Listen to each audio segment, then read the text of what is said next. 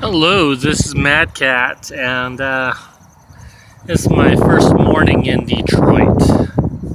And, well, I've been asked what Detroit is like, and I don't really have a way to describe it, except to say that it feels empty.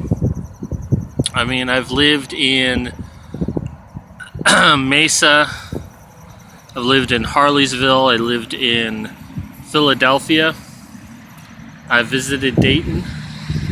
And compared to all of those places, this place feels empty, almost like a ghost town. I mean, I see cars on occasion, just not that many. And maybe I'm just kind of in a more poor area. I don't know. Right now, I am waiting for the library to open up. It doesn't open up for another 45 minutes, and so far I haven't really found anywhere else to be right now. I'm sure over time that'll change, but it was like going to the library in Philly, I could always hang out at the park. So, there are key differences between this shelter and the shelter back in Philly, and if I had to choose between the two, I think I'd stay in Philly.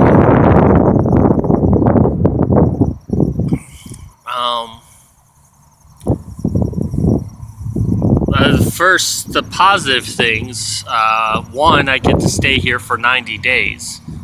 Now, their goal is to help me find a place to live and to get me a job. And both of which are things that I'm very interested in doing. Oh man, he's got a flat. I don't even know if he knows. The other nice thing is that after 3 p.m. I can go back into the shelter and go to my bunk. I'm in C barracks, letter C barracks. And I'm told that's a pretty decent one. At least that's what a guy there said last night. So from like 3 to 4, I can get off my feet. At 4 o'clock I eat, which is kind of a downside because I'd rather eat later than earlier. And then from basically 4 to 7, or after I eat, I can go back to my bunk until 7 o'clock. So I could probably take a nap there. And then I have to attend church. It's mandatory. The shelter in Philly, it was optional, but I couldn't enter the place unless I was going to go to church service, and if I didn't enter then, I'd have to wait until 6:30 before I could enter. And, the church service in Philly, I could have my cell phone out or I could lay my head down. Here, I can't do either of those things. My cell phone has to be off and I can't sleep. I'm not really happy about attending church service, but what is 1 hour? Then, after that, I can go back up to my room and go to bed. And I can basically go to bed from 8 p.m. all the way up to 7 a.m. So that's 11 hours right there. And it was actually kind of nice to go to sleep, except for the fact that I was sick. When I first got here, I was feeling very nauseous, very uneasy. And I thought it was because of the altitude change, because I went from basically 40 feet above sea level in Philadelphia to 600 feet in Michigan, in Detroit. But now, I think I am coming down with something. And I had a pretty high fever last night. I just tried sweating it out, though.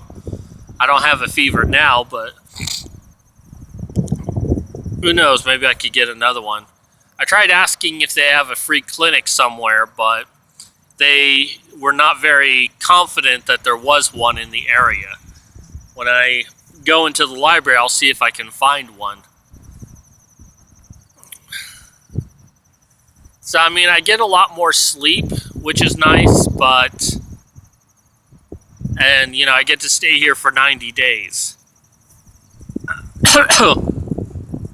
But, like I said, I'd rather be in the one in Philly. I've thought about, you know, what if I went back, or if I went back to my mother's place. I mean, my mother would probably put up with me for about 6 months and then just grow really angry with me.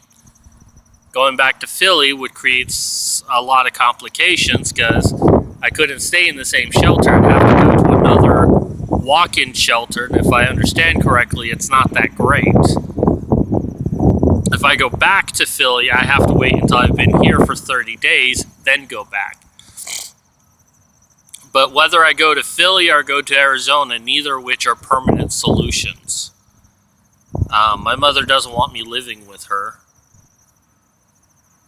And there's really nothing out there for me in Philly, except for Felipe.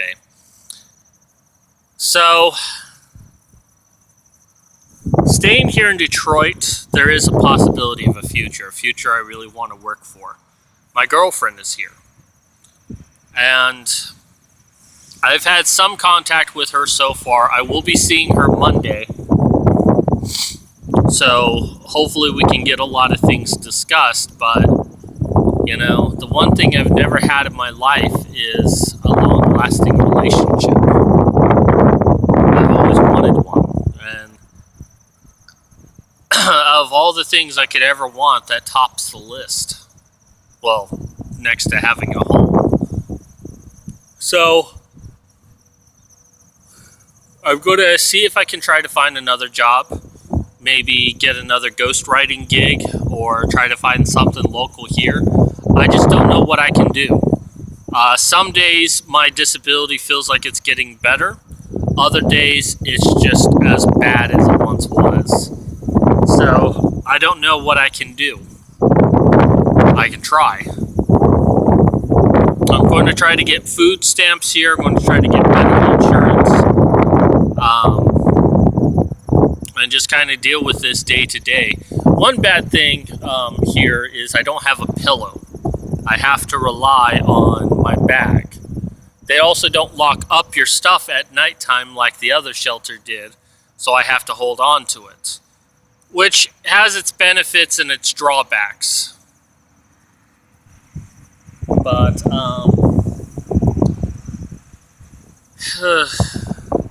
I just gotta focus on being only here for 90 days and then quite possibly leaving, you know, and starting the rest of my life. Maybe. But, I still need help, though. I mean, the more money I get, the more likely I can get off, the faster I can get off the streets, and the more I can set my life up. So, be sure to check out my links on my About section. You'll find my GoFundMe, my Patreon, and my PayPal.